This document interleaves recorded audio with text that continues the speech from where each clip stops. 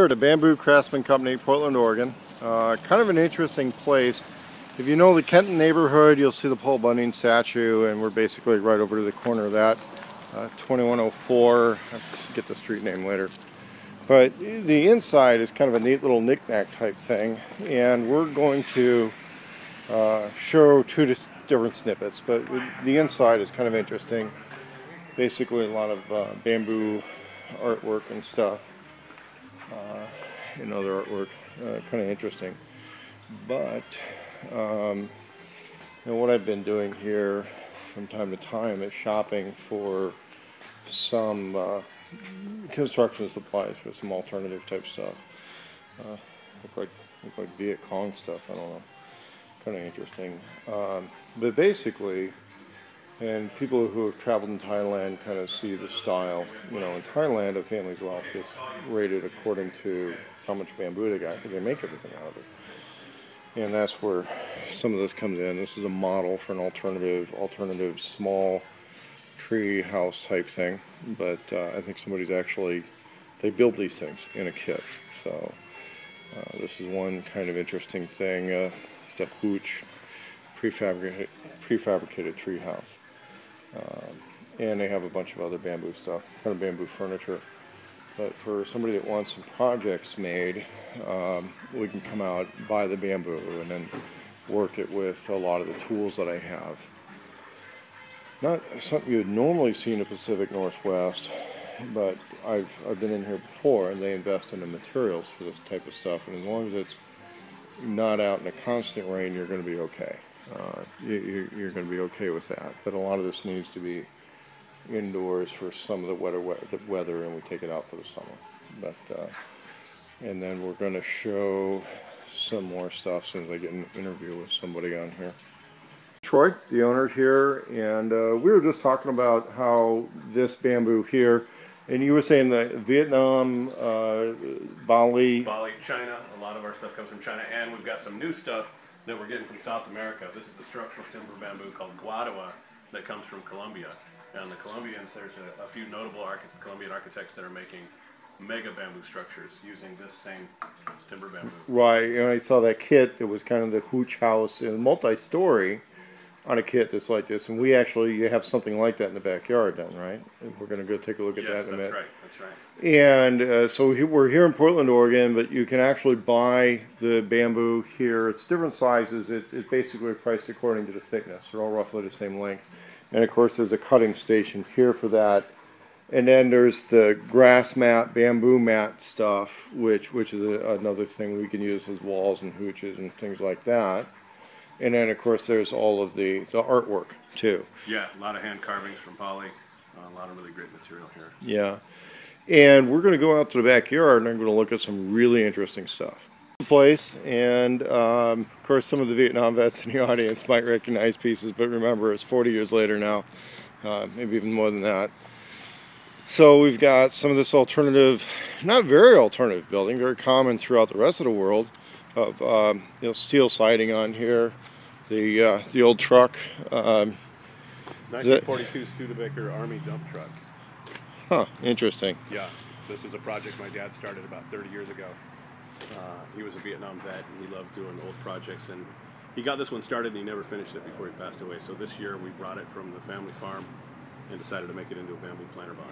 Well, that'll work, and that's kind of a pretty, because this was just put in this year, and you were talking a little bit earlier off camera about how quickly this grows once you have a root ball, once you have that. Once you have an established planting, the new shoots always come up in the spring.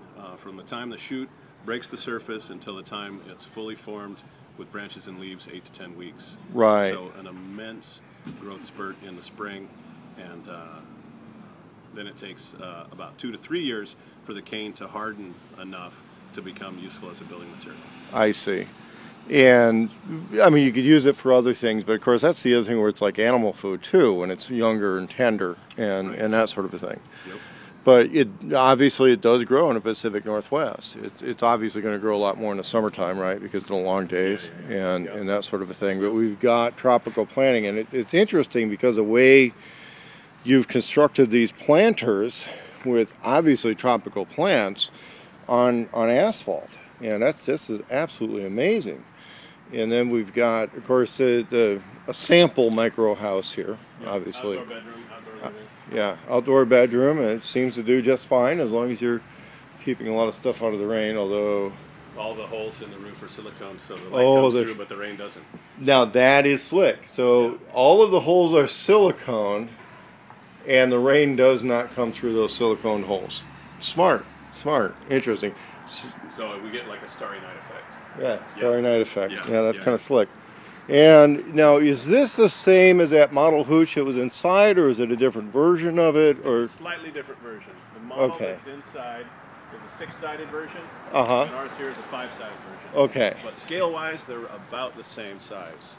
And so it's basically an inverted triangle, or sort of like that, except that it's Upside 5-sided. down, Upside down teepee. pyramid type, or teepee. And it does work. I mean, it works as a upside down teepee. Kind of makes me think about the orc structures in World of Warcraft. I don't know if you've seen those. I haven't. Yeah, if you look at the orc structures in World of Warcraft, they kind of follow that type of thing. You know, you've got cable guys holding... 5 cables that keep the structure in balance. Okay. The structure basically balances itself. The cables just keep it from going any one direction or the other. Like if the wind blows. Yeah, exactly. Yeah. This was designed by my friend Joe Shear, a bamboo artist who lives in Puerto Rico, and he has 4 of these on his property in Puerto Rico, all of which have withstood and survived Class 4 hurricane. Wow. Yeah. He calls it a free flyer, so it moves with the wind, it moves with the trees. And as long as the cables are all there, it does what it's supposed to do. Exactly. And you work. And there is a guy in Southern Oregon who's doing some treehouse stuff, but this is kind of neat in that it's freestanding. You're not really doing anything to a living tree while you're getting this built.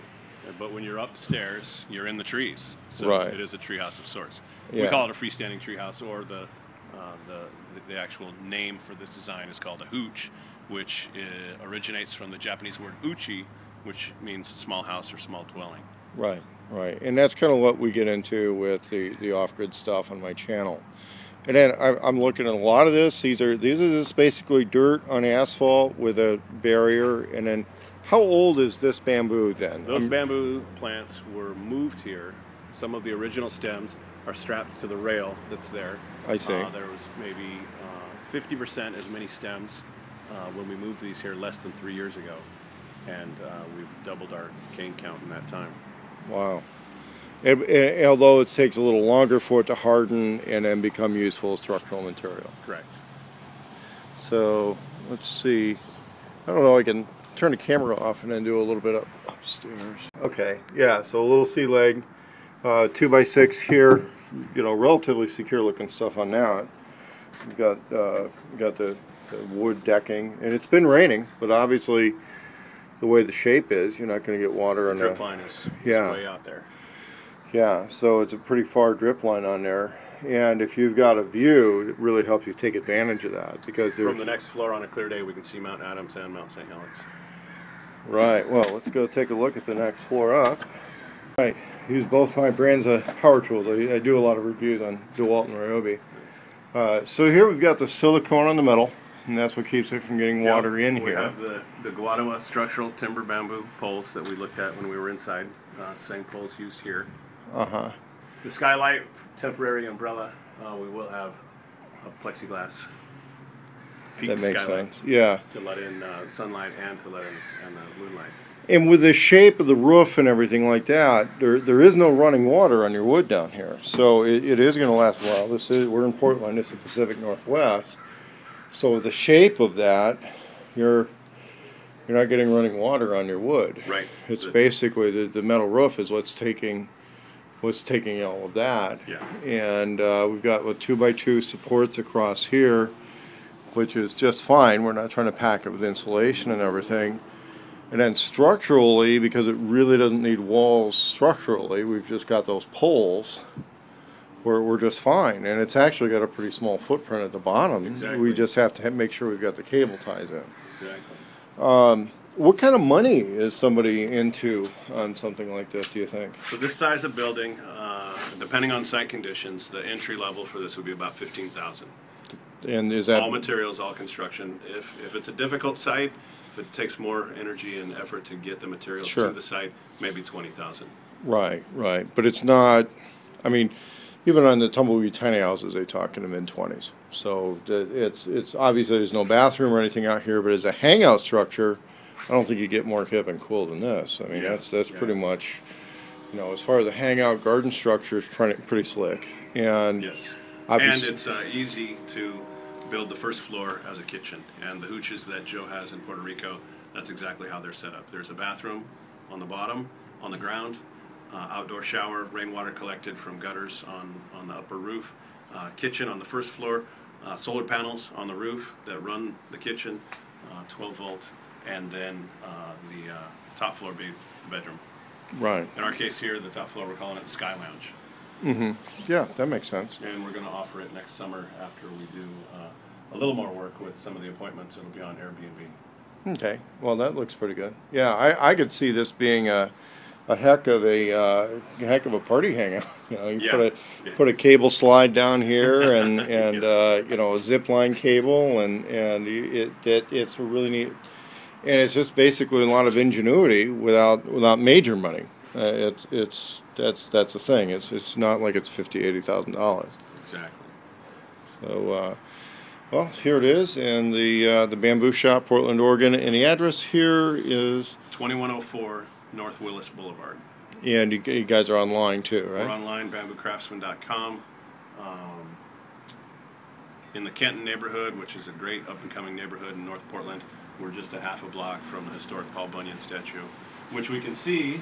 Right. And I had that at the beginning of the video. Yeah. Yeah. Yeah. So a different view on Paul Bunyan. Yeah, and I would definitely call this a must-stop place if you're looking to do a tour of hipster Portland. Definitely a must-stop place.